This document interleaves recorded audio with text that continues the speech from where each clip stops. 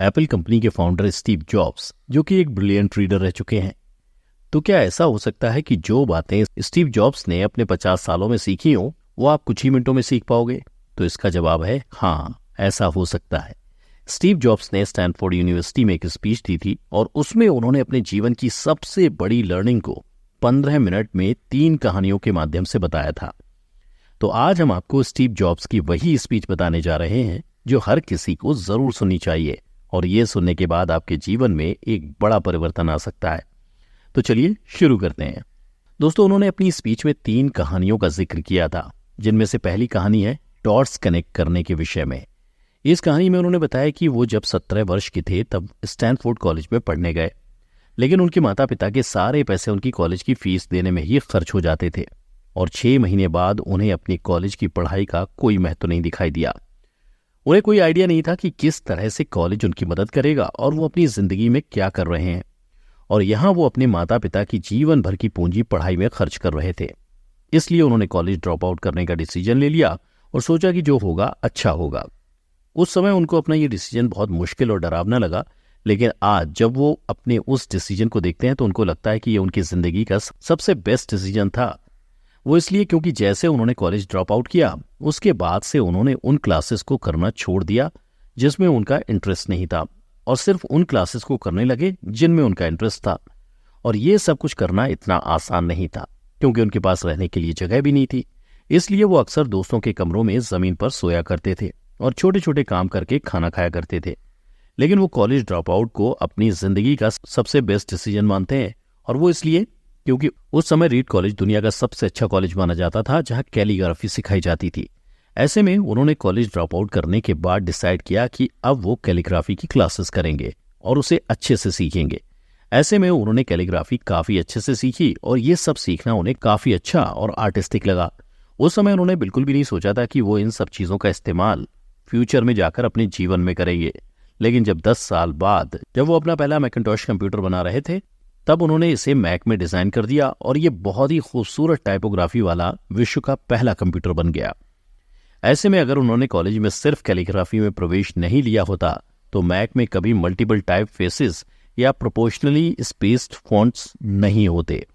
और क्योंकि विंडो ने मैक की कॉपी की है, इसलिए दुनिया में किसी भी पर्सनल कंप्यूटर में ये सब नहीं होता। इसलिए जब वो कॉलेज में थे तब भविष्य को देखकर इन डॉट्स को कनेक्ट करना मुश्किल था। लेकिन जब 10 साल बाद उन्होंने अपने बीते हुए समय को देखा, तब उन्हें सब समझ आ गया। ऐसे में उनका कहना था कि आप सिर्फ पीछे देखकर ही अपने डॉट्स को कनेक्ट कर सकते हो, इसलिए आपको विश्वास करना होगा कि अभी जो हो रहा है वो आगे चलकर किसी न किसी तरह से आपके फ्यूचर से कनेक्ट हो जाएगा।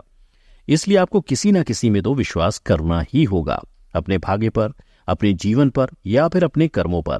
क्योंकि इस बात पर विश्वास रखने का कि आगे चलकर डॉट्स कनेक्ट होंगे, ये आप दिल की आवाज सुनने की हिम्मत देगा, और उस समय भी जब आप बिल्कुल अलग रास्ते पर चल रहे होंगे, और यही बात आपको बाकी लोगों से अलग बनाएगी।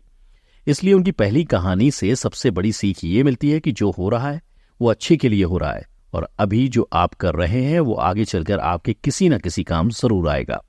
आप बस अपने आप में विश्वास रखकर करते जाइए। उनकी दूसरी कहानी लव और लॉस के विषय में है। उनका कहना है कि वो बहुत सौभाग्यशाली थे कि वो जिससे प्यार करते थे वो उन्हें बहुत जल्द मिल गई। उन्होंने वोज के साथ अपने पिता के गराज से एप्पल की शुरुआत की थी जब वो 20 साल के थे, और उन्होंने काफी मेहनत की और 10 साल में एप्पल कंपनी 2 लोगों से बढ़कर $2 बिलियन और 4,000 लोगों की कंपनी हो गई। अभी 1 साल पहले ही मैकिन्टॉश रिलीज किया और उस समय वो 30 साल के हो गए थे और कंपनी ने उन्हें निकाल दिया। ऐसे में आप सोच रहे होंगे कि उनकी बनाई हुई कंपनी से उन्हें कैसे निकाल दिया गया। तो वो बताते हैं कि जैसे जैसे एप्पल कंपनी ग्रो करने लगी तो उन्होंने एक बुद्धिमान आदमी को हायर कर लिया और उन्होंने सोचा था कि वो उनके साथ मिलकर कंपनी को आगे बढ़ाएगा। पहले सब कुछ ठीक चलता रहा, लेकिन बाद में उनके आपस में विवाद होने लगे और बात बोर्ड ऑफ डायरेक्टर्स तक पहुंच गई, और उन लोगों ने उस आदमी का साथ दिया जिसे उन्होंने हायर किया था, और इसलिए 30 साल की उम्र में उन्हें अपनी ही कंपनी से निकाल दिया गया, जो उन्हें पूरी तरह बर्बाद करने जैसा था। इसके बाद कुछ महीनों तक वो समझ ही नहीं पाए कि उन्हें करना क्या है, लेकिन बाद में उन्हें यह एहसास हुआ कि वो जो काम करते हैं वो उसके लिए अभी भी पैशनेट हैं, और एप्पल में जो भी हुआ उसे लेकर उनके पैशन में बिल्कुल भी कमी नहीं आई। भले ही उनको उनकी कंपनी से निकाल दिया गया, फिर भी वो अपने काम से प्यार करते रहे, और इसलिए उन्होंने दोबारा शुरुआत करने की सोची। उस समय उन्हें ये बात समझ नहीं आई, लेकिन अब वो ये सोचते हैं कि एप्पल निकल जाने से अच्छा उनके साथ और कुछ भी नहीं हो सकता था, क्योंकि अब वो अपने आप को बहुत हल्का महसूस कर रहे थे। और इसी आजादी की वजह से वो अपने जीवन के सबसे क्रिएटिव पीरियड में चले गए और अगले 5 सालों में उन्होंने एक कंपनी नेक्स्ट और दूसरी कंपनी पिक्सार शुरू कर दी। और इसी दौरान वो एक बहुत अद्भुत महिला से मिले जो आगे चलकर उनकी पत्नी बनी और पिक्सर से विश्व की पहली computer animated movie toy story बनाई। और आज के समय में ये दुनिया का सबसे सफल एनिमेटेड स्टूडियो है। और एप्पल ने एक अप्रत्याशित कदम उठाते हुए नेक्स्ट को खरीद लिया और वो फिर से एप्पल में चले गए और आज एप्पल नेक्स्ट द्वारा विकसित टेक्नोलॉजी का प्रयोग करती है। ऐसे में उन्हें लगता है कि अगर उन्हें एप्पल से निकाला नहीं गया होता तो आज उनके साथ ये सब कुछ नहीं हो पाता। ऐसे में ये उनके जीवन की एक कड़वी दवा थी, लेकिन उन्हें इसी की जरूरत थी। उनका कहना है कि कभी कभी जिंदगी आपको इस तरह से ठोकर मारती है, लेकिन आप विश्वास मत खोइए, क्योंकि विश्वास के साथ रहते वो सिर्फ इसीलिए आगे बढ़ते गए क्योंकि वो अपने काम से प्यार करते थे। इसलिए अपने काम को खोजना जरूरी है जिसे आप एंजॉय करते हो, क्योंकि आपका काम आपके जीवन का बहुत बड़ा हिस्सा होता है। और वास्तविक रूप से संतुष्ट होने का यही तरीका है कि आप वो करें जिसे आप बड़ा काम समझते हैं, और इसे करने का यही तरीका है कि आप वो करें जो आप करना पसंद करते हैं। और अगर अभी तक आपको वो काम नहीं मिला है तो रुको मत, उसे खोजते रहो, और जब वो आपको मिलेगा तब आपको खुद ही पता चल जाएगा। उनकी तीसरी कहानी मृत्यु के बारे में है। उनका कहना है कि अगर आप हर दिन ऐसे जिएंगे जैसे आपकी जिंदगी का आखिरी दिन है तो आप किसी न किसी दिन सही साबित हो जाएंगे। उन्होंने बताया कि वो हर दिन सुबह उठकर शीशे में देखते हैं और अपने आप से सवाल करते हैं कि अगर आज का दिन मेरी जिंदगी का आखिरी दिन होता तो क्या मैं आज वो करता जो मैं करने वाला हूं, और इसका आंसर ना होता है तो वो समझ जाते हैं कि कुछ ना कुछ बदलने की जरूरत है। इसलिए इस बात को याद रखना कि एक ना एक दिन मरना है किसी भी चीज के डर को दूर करने का सबसे अच्छा तरीका है, और ऐसा कोई भी कारण नहीं है कि आप अपने दिल की ना सुनो। उन्होंने अपनी स्पीच में बताया कि करीब 1 साल पहले उन्हें पता चला कि उन्हें कैंसर है। उनकी रिपोर्ट में साफ दिख रहा था कि उनके पैंक्रियाज में ट्यूमर है, और उन्हें यह भी नहीं पता था कि पैंक्रियाज क्या होता है। और डॉक्टर ने उन्हें बताया कि उन्हें एक ऐसा कैंसर है जिसका इलाज करना संभव नहीं है और उनके पास सिर्फ 3 से 6 महीने ही बचे हैं। वैसे में डॉक्टर चाहते थे कि वो घर जाएं और अपना सारा काम कर लें, यानी कि अब उनके पास कम समय ही बचा है। और डॉक्टर चाहते थे कि आगे जाकर वो जो भी करना चाहते हैं वो सारे काम कुछ ही महीनों में कर लें, क्योंकि उनका अंतिम समय आ चुका है। लेकिन बाद में जब उनका अच्छे से टेस्ट किया गया तो पता चला कि उन्हें एक ऐसा कैंसर है जो ऑपरेशन से ठीक हो सकता है, जिसके बाद डॉक्टर ने उनका ऑपरेशन किया और वो बिल्कुल ठीक हो गए।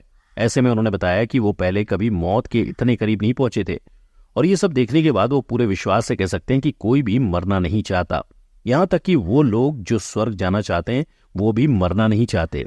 इसलिए मृत्यु ही वो स्थान है जहां पर हम सभी लोग जाते हैं। आज तक कोई इससे नहीं बचा है, और ऐसा होना ही चाहिए, क्योंकि इस जीवन का एकमात्र सबसे बड़ा आविष्कार है मृत्यु, जो जीवन को बदलती है, पुराने को समाप्त करने का रास्ता खोलती है। इस समय सभी लोग नए हैं, कुछ समय बाद सारे लोग पुराने हो जाएंगे और रास्ते साफ हो जाएंगे।